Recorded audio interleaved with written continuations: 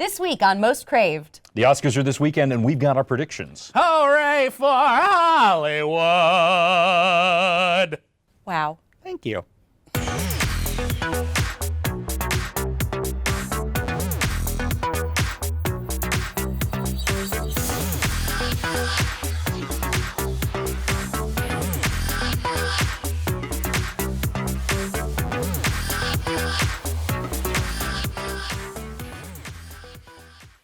Hey guys, welcome to Most Craved. I'm Jenna Bush with Legion of Leia. I'm Silas Lesnick with ComingSoon.net. And I'm William Bibbiani with Crave Online. Who are you wearing? And did you skin them yourself? It's the weirdest thing anyone ever asks on a red carpet. I never understand it. Hey, we're doing our Oscar predictions. Woo! I guess we're going to start with Best Picture. Yes. Because we don't go halfway. The Best Picture nominees, there are 8 of them, and it seems like it's going to come down to probably Birdman or Boyhood. I'm predicting it's going to be Birdman, even though it's not my favorite film on the ballot. The film has been sweeping a lot of the Guild Awards. That really matters. There's a lot of overlap between the Guilds and the Academy, and it's a pretty good movie. It's not the worst film nominated. I know a lot of people like it more than I do. I am one of those people. Yeah, I absolutely loved it. I know, Silas, you loved it too. I liked it. I liked it quite a bit. There's things I would have done differently if it were my movie, but overall, like, it has so much to it and a lot that I think rewards multiple viewings.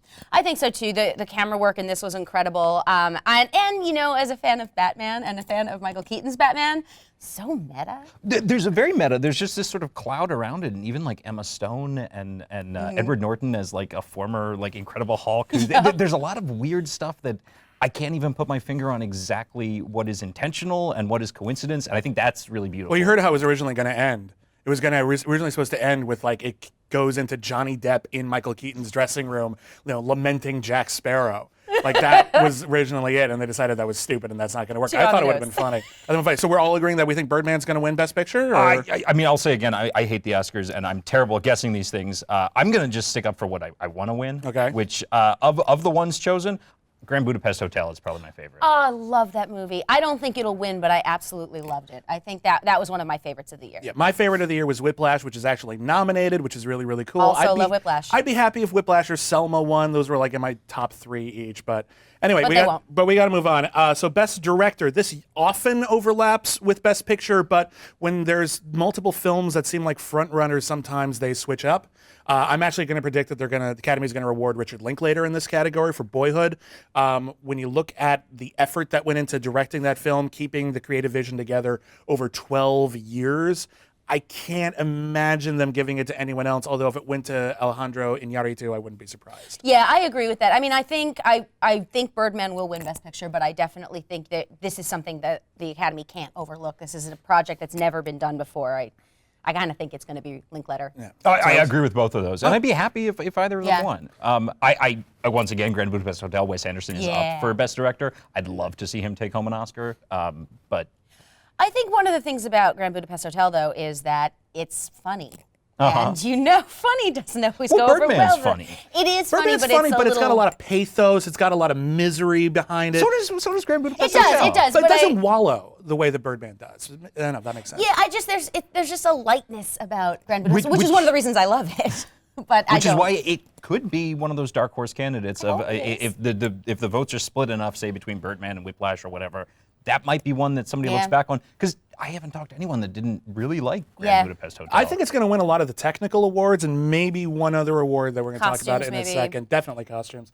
But Best Actor looks like it's going to be a big race between Eddie Redmayne for The Theory of Everything and Michael Keaton for Birdman. Eddie Redmayne did a very transformative physical performance, but Michael Keaton has got this very sort of almost confessional meta thing going. If either of them wins, I won't be surprised, but I'm actually guessing they're going to go with Redmayne just because it seems like more Oscar-y, and they don't necessarily always go for that cleverness. You make yourself category. Look not so pretty, and they give you an Oscar. Yeah, that's usually how it works for girls. So.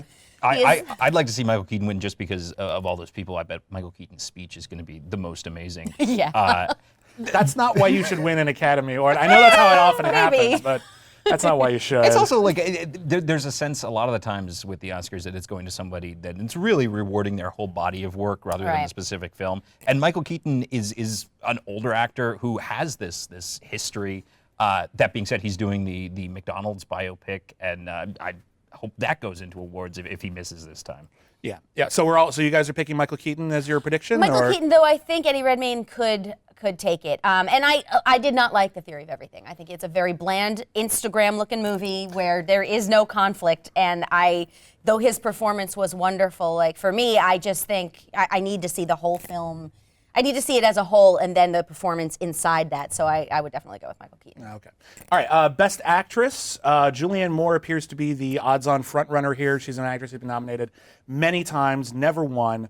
And her performance in Still Alice is amazing, but the movie itself isn't getting rave reviews, and people are wondering if that's going to kill her chances and leave room for someone like Rosamund Pike. I think she's going to win. I think she arguably deserves to win. What do you guys think? Yeah, I think she deserves to win. I mean, I loved Rosamund Pike. Like I loved Gone Girl. I loved everything about it. I think that there's no way Julianne Moore is going to lose this one. I don't think that the movie even though what I just said, I'm totally contradicting myself. I don't think that it's going to keep her out. Right. Yeah, I think second to supporting actor category, this one is as close as a lock with Julianne Moore. Yeah. Well, the thing that was supposed to be a lock for Best Animated Feature, the Lego Movie, ended up not getting nominated. Still not over that. Huge upset. No one predicted that. And now it looks like almost anything could win. It looks like it might be a race between Big Hero 6, which a lot of people like, but I don't hear anyone talking about, and How to Train Your Dragon 2, which got a lot of acclaim. I think it's got a really good shot at winning. That's my prediction for who is going to win, although I prefer Song of the Sea because it's beautiful. What do you guys think in Best Animated Feature?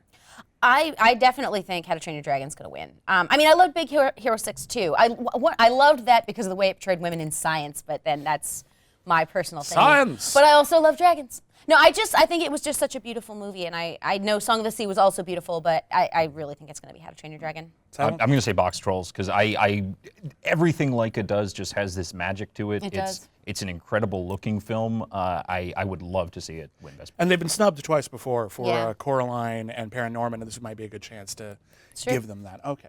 Best Supporting Actor. This one sounds like a lot. This one is There's a no lot. question about this. A lot of the acting categories actually seem to be really boring this year. There's like a front runner and not a lot of competition.